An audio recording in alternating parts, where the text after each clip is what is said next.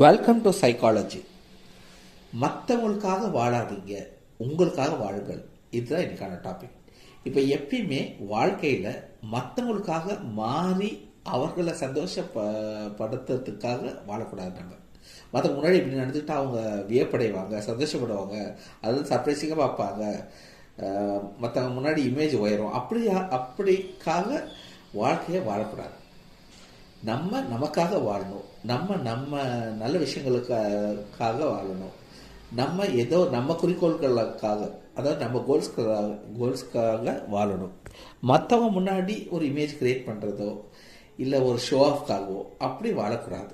நம்ம திருப்தியாக வாழ்ந்தால் தான் நம்ம வாழ்வு அர்த்தத்தில் முழுமை பெறும். நம்ம வாழ்வு முழுமை பெற வேண்டும் என்றால் நாம் நமக்காக வாழ வேண்டும், மற்றவங்களுக்காக அல்ல. நாம் நம்ம குடும்பத்துக்காக வாழ வேண்டும். இதுதான் இன்னைக்கான டாபிக். தேங்க்யூ.